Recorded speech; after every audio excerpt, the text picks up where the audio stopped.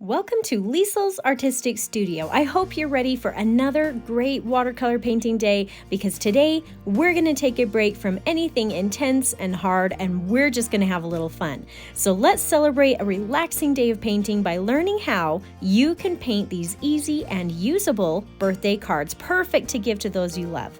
So let's get started, and please don't forget to like and subscribe.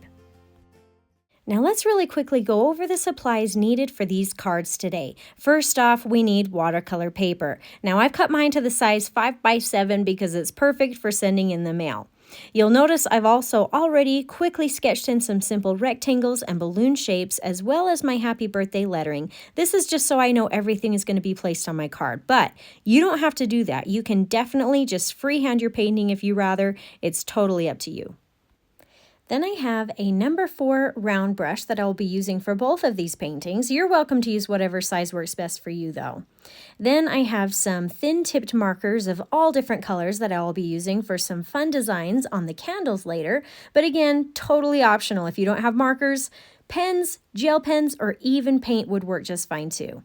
Then I have some artist tape to tape down my paper, some clean water, a paper towel, and watercolor paints. For my paint colors today, I basically have all the colors of the rainbow and then some. I just wanted bright and happy colors for these cards, but you're the artist and you can choose whatever colors you'd like. However, I will list all the specific color names I'm using today, as well as the info for all these other products in the description of this video if you're interested.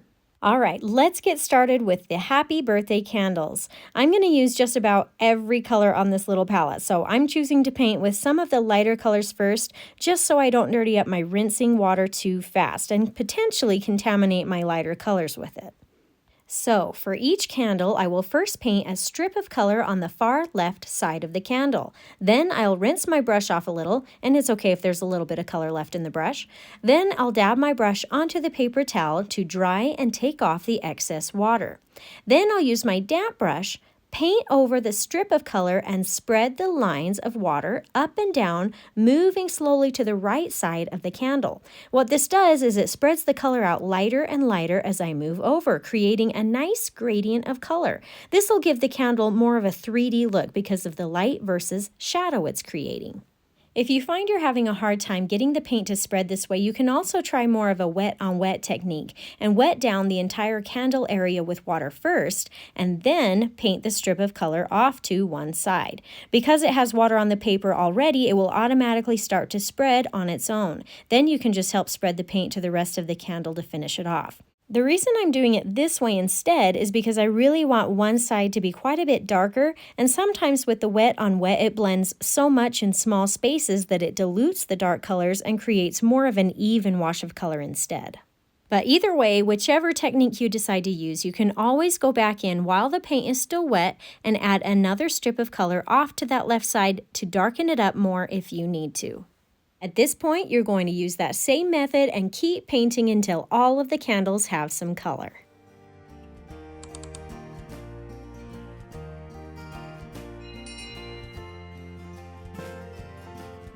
You know, I did choose to use a lot of different colors for both of these cards today, but sometime I would love to try more of a monochromatic type card and have varying types of just one color like blue or pink or green.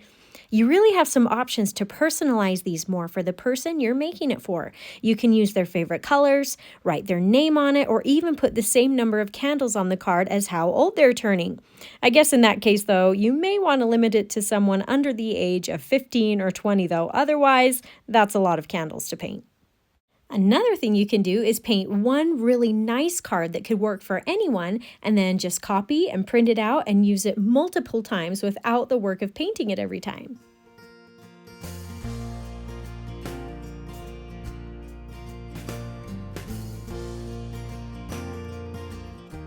When all the candles have been painted, I'll go back in and add some teardrop shape fire flames at the tops of the candles using orange or yellow.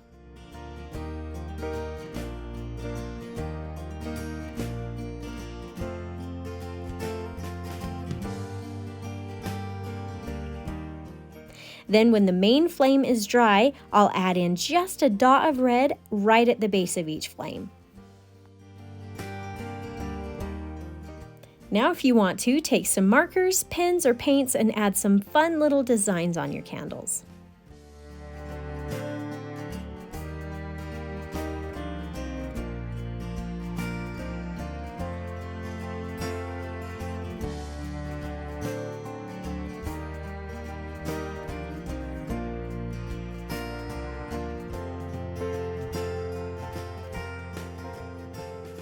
And for the last piece and finishing touch of this candle card, I'm going to add the candle wicks and write the words, "Happy Birthday."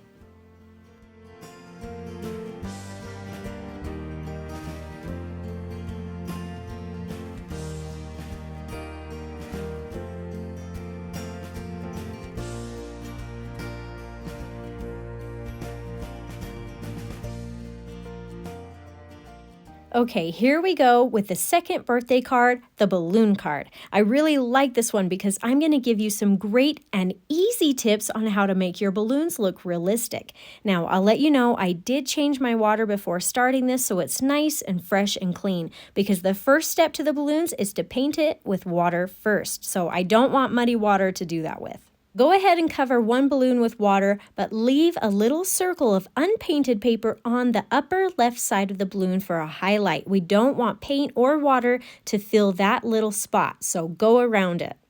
Then take your desired color and paint that color in a fat strip near the bottom half of the balloon. Then rinse and dry your brush and use the damp brush to push and spread some of that color to the upper part of the balloon, again going around the highlight, as well as the very bottom point of the balloon. Now the goal and the key to making a realistic and shiny looking balloon is all about the values, the light and the shadow. So we are trying to make the top half of the balloon lighter in value, because that is where the light source will be hitting. Then the bottom half is darker in value because that is the shadow area where the light does not hit as much. Okay, I'm actually going to quickly jump over to this orange balloon to show this next step a little bit better because the yellow is so light it might be hard to see. But this next step, in my opinion, is the key to a realistic looking balloon. The area is called the reflected light. So rinse and dry your brush off again, then use your brush to wipe out small spots of paint from the bottom half of the balloon.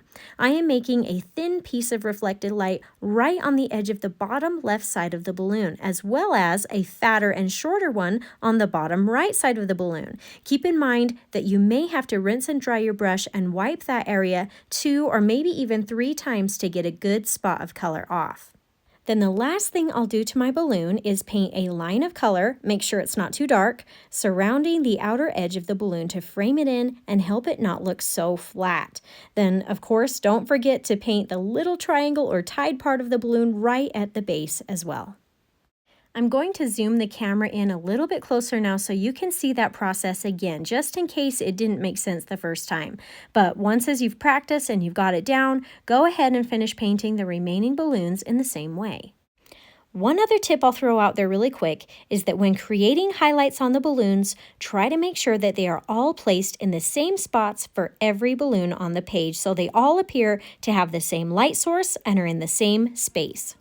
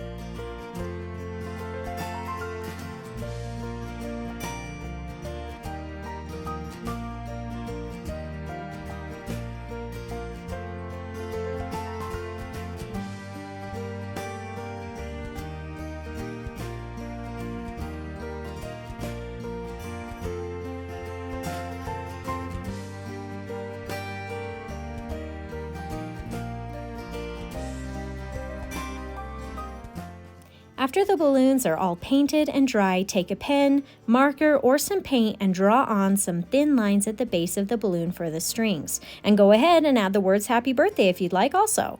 I'm doing both of these with just a black marker, but it might be fun to do them colorful too.